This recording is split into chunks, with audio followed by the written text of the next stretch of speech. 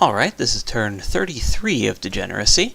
I used my Pretender God to create another Grand Lemur because all of my other Grand Lemurs were busy. Here in Relothia, we see that Nicklin tries once again to attack this province in which I'd stacked a lot of this crossbow province defense. And once again, he's not really bringing a large number of guys, he's just bringing these Sacreds, and he's not really using his one guy here to do very much in the way of maid support. I don't think that he even managed to bless all of these guys.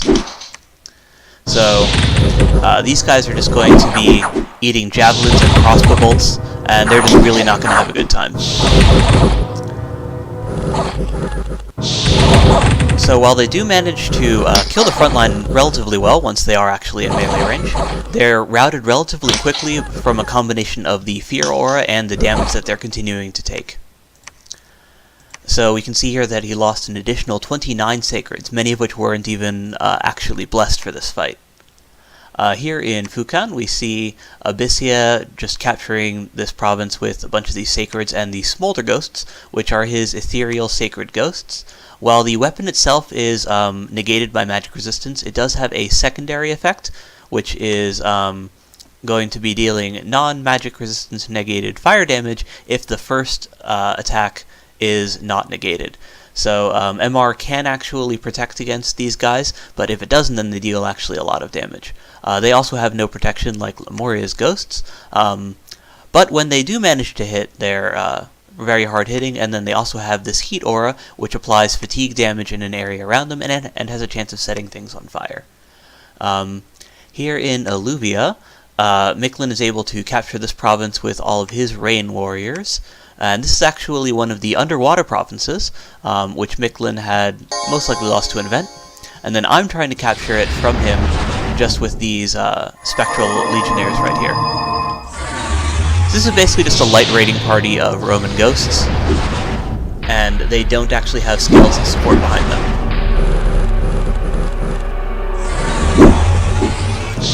These guys don't have magic resistance, but they are blessed, and they do have very high morale, and very good attack and defense scores, particularly since they have +1 to each from having additional experience.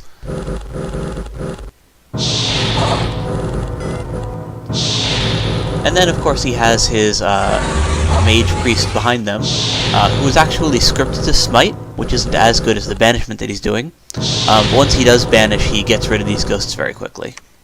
So they rout that army, and I managed to lose a bunch of these ghosts. But this was just a raiding party, so I'm not particularly miffed about the bump there. I don't think that he was even aiming for those guys, he just happened to catch them out. Here in Zaburia, Marignan just takes on some province defense, so not a whole lot going on there. Here in the Eagle Reach Mountains, we actually have a clash where my guys are taking on this province. Oh wait, no, this is just some province defense, yeah. I just have a skeleton spammer and some ghosts, and they take on the province defense with no problems at all.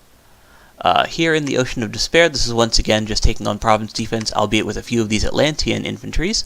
Unlike his land-recruited troops, the underwater guys don't have magic weapons, so they're not particularly threatening.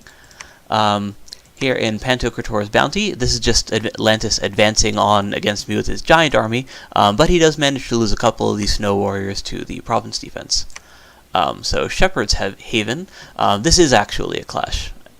Yeah, so he has his demon set to attack, but because I have these sacrificial ghosts here in the front line, it doesn't actually attack anything of value.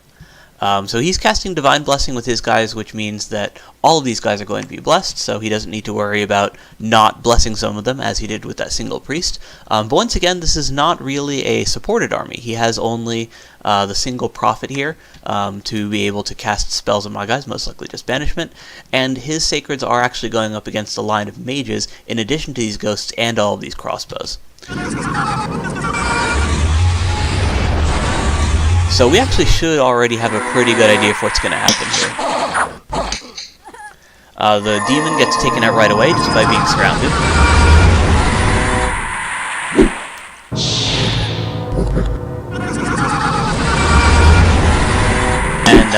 And I have my Prophet scripted to cast Apostasy to try to steal some of these Jaguar warriors.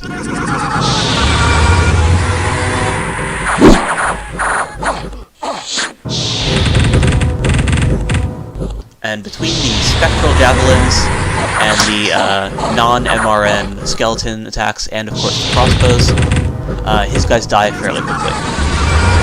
They do manage to kill a bunch of these ghosts as well, partly from the Blood Vengeance, but mostly just by hitting them, but they are actually routed.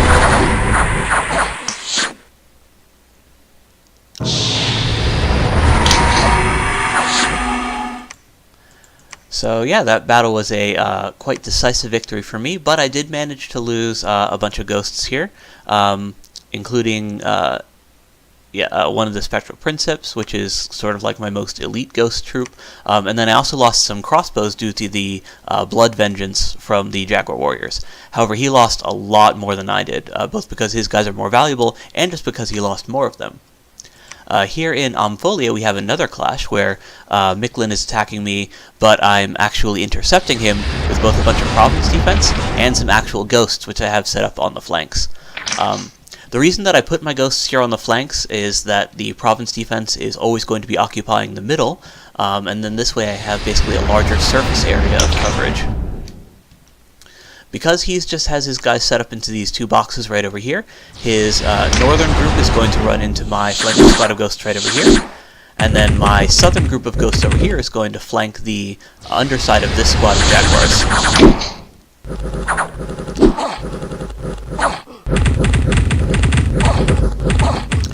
This province defense includes a bunch of regular archers. While less effective than crossbows, because these guys have very low base protection, they're still taking damage from the arrows.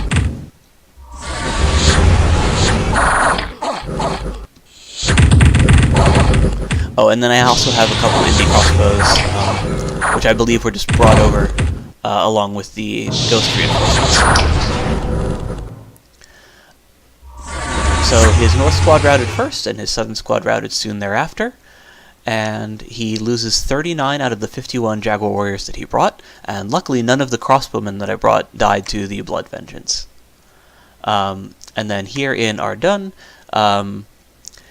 this battle was basically just a lot of ghosts against a very small amount of what looks like site summons, so he probably just got these guys from a site,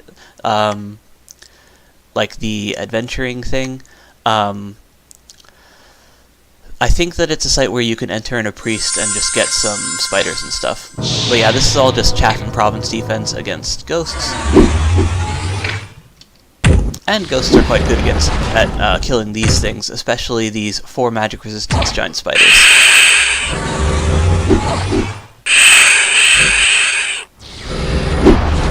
Because the heavy cavalry didn't have very many in their squad, they routed very quickly. The regular Province defense routes soon thereafter. And then they kill the Province defense commander. Here in Gladewood, this is just my taking over a province from Joman, and again losing a bunch of these dispossessed spirits just to Province defense, but that's okay because that's their job. This is Abyssia finally retaking that province from the barbarians, and once again he's just using a mix of sacreds, both his recruitable Guardians of the Pyre, which are his cap-only sacreds. These are essentially like Abyssian heavy infantry from the Middle Era. They just happen to be sacred in LA because the actual Abyssians are now much more rare. And then of course the Smolder Ghost, which I went over earlier. And then here in Gladewood, we actually come across Joman's entire army, along with the entirety of his mage support. Oh wait, nope, this is just Province defense. My bad, wrong fight. This is the one that I'd seen earlier. It's here in Icton that we come across Joman's entire army complete with mage support. So, on my side, before we go too into things, I actually have mage support of my own. I have a Lemuria Acolyte here in the north, one here just south of him. I have a Circle Master right over here, who's mostly just going to be used as a D2 mage, and then a further Lemuria Acolyte here in the back. I believe that these two guys are set up to be Communion Slaves, and they're carrying extra gems. And then this guy here is going to be the Communion Master, and he'll be using them just to boost up his own magic for a Holy Force spell, and then some larger Shadow Blasts.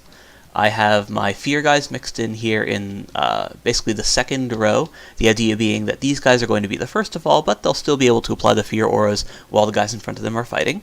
And then I have my cold aura guys set here basically at the very back so that they have to go through my line in order to get to the front. Because they're much faster than my ghosts, if I just let them on the flanks, they would actually reach the enemy sooner than the ghosts, which is not what we want. Because like the fear auras, we want them to not be in direct melee, but to be close enough for the aura to affect the troops. And then I have my mercenaries here at the front and center. Because they have very high protection, they're actually great for soaking arrows and so on.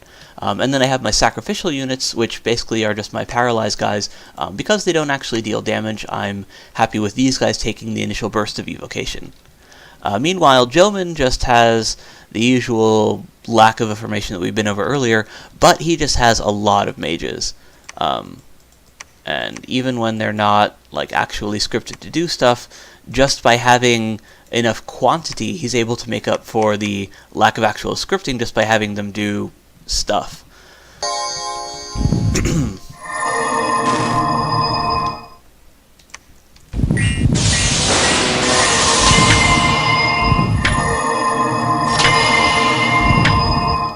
And you can kind of see here that even his initial burst of spells, which was just kind of randomly firing into the formation, was still already doing some damage, just because that's what evocation does. So you can think of these guys as being basically a lot of very special crossbowmen and archers.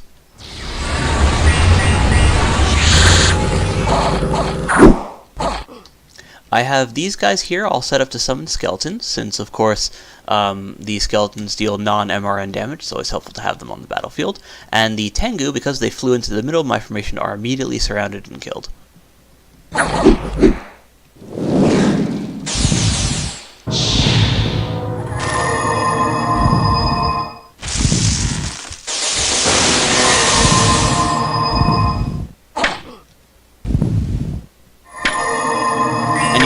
See already that my line is already being whittled down by those spell casts, while Blade Wind is not magic damage, and it is even negated by shield hits because it just counts as a projectile attack.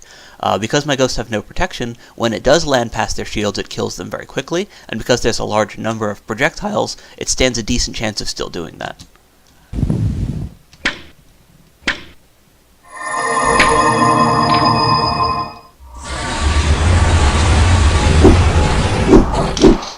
So Power of the Shadelands is why I had my guys set up in a communion to begin with. That's going to increase the action points of all of my ghosts from Unholy Power, and it increases their attack skill to make it more likely that their spear attacks are going to land.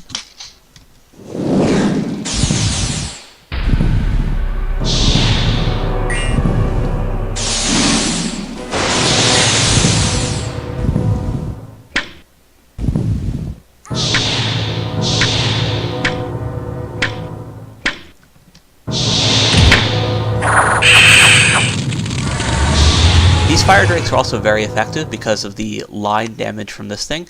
It's basically like firing a cone of fire that just removes all the ghosts that it's hitting.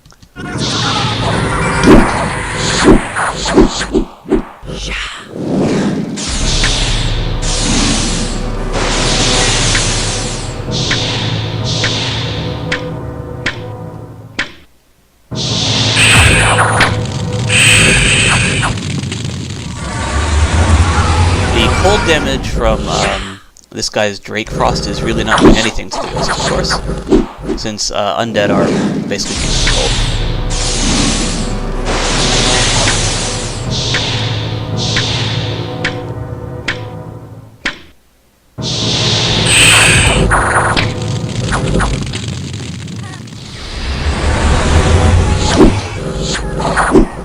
So these Astral Geysers that this guy's spamming is really not doing a whole lot. He really did need to be set up to do Shadow Blasting, and he needed to just spend those D-gems in order to actually do enough damage to get rid of these guys quickly. Because while Astral Geyser is dealing armor negating damage, it is negated by magic resistance, so many of these guys are just not taking damage at all, and it's also just much lower damage than Shadow Blast would be once it hits.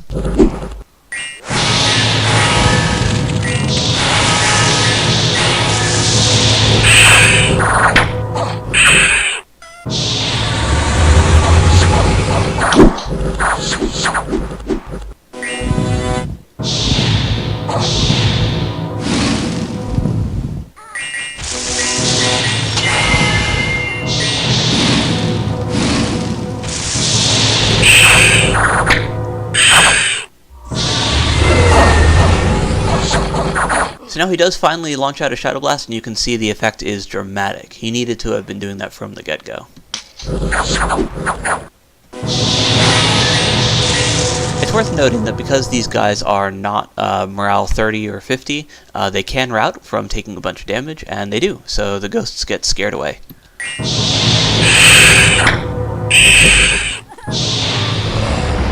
Probably because of the fact that I have a cluster of fear auras here, and also because the squad took a bunch of damage from the Shadow Blasts, the Akaoni Samurai rout. However, he still has a bunch of animals holding up both of his flanks, and a second line of infantry right over here that still needs to be killed by my mercenaries and ghosts.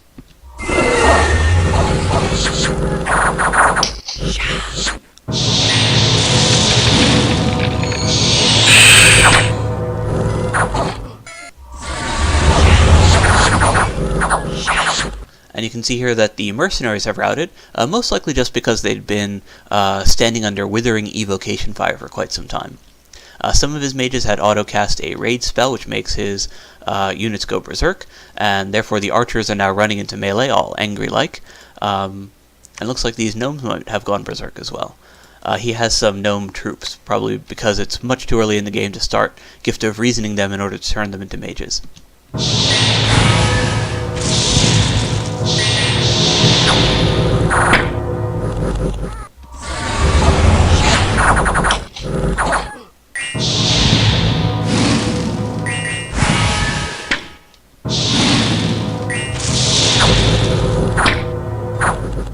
Oh, the glowing green guys here also have moss body on them, which doesn't do a whole lot, but it gives them additional protection, and it's going to make them have a burst of poison when the protection is broken.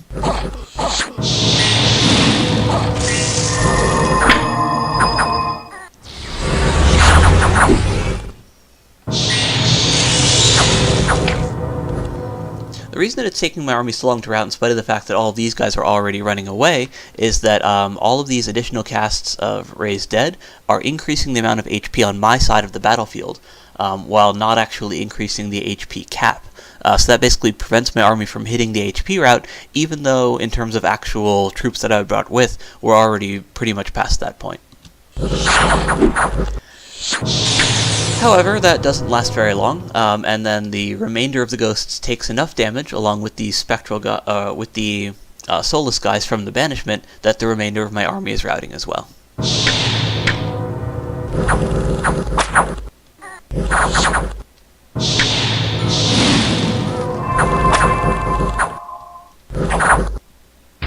So it's worth noting that Jomon also doesn't have a huge number of guys left, and many of his mages are also already retreating from the battlefield. However, my guys are routing first, and therefore Jomon is going to hold the field and carry the fight. So just looking at the losses here, this was a very expensive fight. I lost 6 mages, which is huge. Lemuria should really not lose 6 mages in a fight. Like, that's just devastating. Whereas Jomon lost only the 1. He did lose a hero, but this guy's whatever. It's just some melee Tengu that can potentially be kitted out. And while he did lose a bunch of chaff, that's just chaff, and even there I actually lost a lot more. While the mercenaries were perhaps the strongest units on my side of the battlefield there as far as soldiers go, I've also lost them as well, just because they all retreated, and when mercenaries retreat you lose them completely. And basically this was just a mistake in scripting on my part, in that I was not using Shadow Blasts, which as we saw were incredibly effective, and I did actually have the gems to do that. So what I could have done is distributed the extra 4 gems, which I had been holding on my communion slaves, to the other Lemur acolytes, and then I could still have done the 2 communion slaves in order to buff up all of my undead with unholy power, and then cast 2 empowered Shadow Blasts from my Communion Master Grand Lemur, and then I could have had the other 3 Lemur Acolytes and the Circle Master each cast an additional round of Shadow Blasts as well. That would have done enough damage to wipe out his front line quickly enough that they wouldn't be held up underneath the evocation. The other thing is just that Jomon brought a huge number of more mages than I did, and while he didn't use his mages particularly well, when you have just, 28 mages on the field compared to only 7, they don't need to be as effective. You can just win by virtue of superior firepower. And that's kind of what happened there. Even though the spells that he was casting weren't particularly effective against Lemuria in particular, they were effective enough just by virtue of having enough shots going in the air from all of his Blade Wind. Additionally, these Canushis are level 2 priests, which means that he had a lot of level 2 banishment going out as well, which was fairly effective against all of these tightly packed ghosts. So while I could potentially still have won with the Shadow Blast, it was definitely a difficult fight to take, and it's something that I'm going to need either more or just better mage support in order to beat. And then I think we went over all of these as well. That was just the chaff fight. And then here, this was just Nicklin capturing a province just from some province defense. And then I was able to capture a province with no province defense whatsoever. Here in the Verdant Slope, we get some gems. This is actually a really cool event just because, similar to the other plus income events, if you already have 0 population, it's not going to reduce it by anything more. And then we get additional resources here as well. So this is Misfortune for Everyone, which affects me more than most, just because I'm reliant on fortune for everything. I am not breaking this fort here, and I am under siege here from Marignon's army. So let's check out the situation with Jomin. Basically, I'm just going to take that fight again, just with more Shadow Blasts. So these guys are going to be summoning up some skeletons. Basically, I'm adjusting my position a little bit. So I have these guys here to soak up the first round of fire. Then I'm going to be using skeletons in order to have something that's standing in front of my ghosts to soak up further damage, to soak up further banishment, and to just be in front of the ghosts for the melee fight. And then on round 3, we're going to be unloading a bunch of Shadow Blasts. So between all the Shadow Blasts for these guys, including this guy's level 4 Shadow Blasts, and between the additional mage support from this army, including yet more Horde of Skeletons casts, and then just some Blast of Unlife, which is normally not a super effective spell, especially since it's competing for a scripting slot with Shadow Blast. Given that I don't have D-Gems with this army, it still allows him to add additional evocation. When combined, the army is going to look like this, where we have a thin line of ghosts in front, then the Horde of Skeletons making up the secondary front line, and then finally the major blocks of ghosts behind the skeletons. Given that I'm switching over to the Shadow Blast evocation, which we saw was more effective, and the fact that Jomin already lost a fair amount of chaff, I believe that I can win this second round, and I'm willing to risk my immortal Grand Lemurs to do it. Here I have after having successfully beaten Nicklin here, and the fact that he didn't even have any retreats, I'm going to want to link up these provinces over here back with my territory. So I'm going to be trying to raid Atlantis right over here with just a very small Horde of Skeletons group with a ghostly front line. The idea being that once this is connected back with the rest of my stuff, then I'll once more get income from these provinces. And then I'm also going to be trying to reconnect it through the seas. So I'm going to be trying to take this province right over here, which is connected with these seas right over here, and that connects here with the southern part of my empire. Over here, I'm not actually going to be patrolling at this fortress. I'm just going to be filling it up with additional chaff from this army right over here. We see from the army that Atlantis, we see from the battle with Atlantis' army right over here that he's not carrying supply items. So because he has all these guys right over here and he's moving into areas with no supplies, his troops are starving. So starving troops have a massive morale penalty, and additionally they can get diseased over time. So with this morale penalty, his guys are going to rout very quickly once they get in fear auras, especially these crossbows. The fact that these crossbows are all in one squad means that it takes relatively little damage to actually rout them. Similarly, the fact that many of these guys are already afflicted, or better yet, diseased, means that they're going to be continuing to rack up afflictions and lose health over time. Additionally, diseased units don't regain health at the start of the turn, and while the Sacreds are still going to regenerate at the start of each fight, the rest of them are going to be losing 10% of their HP every turn without my needing to fight them. So I'm content to let them push further into my territory, just continue to build up afflictions from disease, and then let his army slowly starve to death, rather than face them directly and risk losing mages and ghosts in the process. When he withdraws, I can potentially harry them on the way out and force some minor engagements to try to get his guys to rout, and by continuing to basically chase after his army as he's on the way back. I might be able to even cut retreats so that any units that do rout on account of their terrible starving morale don't even manage to make it away. This province right over here is basically the little province that could at this point. It's holding on very well thanks to the fact that those crossbows are just murdering his sacreds. And while he can swing over this King of Rain with the amphibious sacreds and potentially use these guys right over here to take it, he also could have just used a bunch of imps in order to capture it if he was willing to spend the blood slaves. Given that he's running a lighter bless than Nicklin often does, and therefore has better scales, he definitely should be able to afford to spend the blood slaves on the spellcasting here. So definitely a mistake on his part to just be reliant on these sacreds, especially after he saw that that just didn't work. And Nicklin at this point is really being eaten. He's lost a huge number of sacreds in all of these fights against me, and I've been raiding his territory very well. So I'm actually really glad that Nicklin joined this war, because that basically saved me as far as income goes. Right now, however, these provinces are disconnected from the rest of my empire income-wise, thanks to the fact that this fort here is under siege. There is no one in that fort, so he's going to be breaking down those walls. And we saw his army right over here. It's lightly mage supported, but it has 90 crossbows, which means that if even one of these guys is able to cast flaming arrows, then it's going to be potentially a lot of magic fire damage against my ghosts. So let's check that out real quick.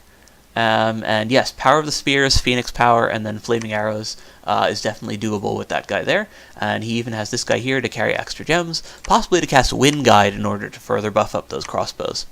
So I'm going to probably want to get some really great magic on my side before we do that. So I'm going for Conjuration 3 in order to get that really great magic, so that I can use my Pretender to cast Earthquake. Since I already have Evocation 5 and I'm on my way to Evocation 7, I would normally want to be able to cast Rain of Stones, but since that's further away than Earthquake is, it's helpful to have the option so that I can potentially do enough damage to get rid of all these crossbows with just my Pretender here. I'm reviving another Limmer Acolyte just in order to have some mage power right away, because I just can't afford another Grand Lemur this turn. But I'm fairly lucky in getting an A-random Grand Lemur here, since he's going to be great for casting Wailing Winds and Winds of Death. These guys are moving back down right over here. If this army is trying to reinforce this one, he might try to hit this province, or he might just play it safe and go through here. Since many of these guys, namely the Royal Guards here, are map move 1, he can't actually move directly onto the fort as he could if it were just crossbows and map move 2 units, but he could also potentially split the army and then bring over additional crossbows that way. Given that he has several devils flying with this army, I can also expect additional mage support there. But luckily, this army here is actually pretty good. They've got a bunch of Shadow Blasters, they have a huge number of Ghosts, and most importantly, we're fighting in my Dominion, which means that my Grand Lemurs are perfectly safe. Additionally, with all of this raiding done right over here, I should be able to link up my provinces right all through here back with the rest of my empire, so I can start getting income from them all again. Since the fact that this province here was sieged, and that I don't have this, and that Nicklin made it all the way in here, means that I'm actually missing out on income from a huge portion of my empire right now. Finally, the last point to analyze is the fact that Agartha has finally pulled up another army. So, having seen that I have been dismantling Nicklin from the posts that the other people have been making about this game in the thread for this for Domji, meant that he actually started paying attention to the fact that I was not just being a pit for other people to throw their armies into, but was actually fighting them off, and that he needs to start getting involved. It also gives him an excuse just to get a bunch of territory right over here, since Jomin is essentially dying and doesn't really have a way to take it back. So I can definitely expect Agartha to get involved right over here, and to send his armies to capture all of these nice places that I'd taken from Jomin. Depending on the composition of his army, I might swing these guys back around in order to fight them, but I'll be able to go over that in later turns. And that's the turn.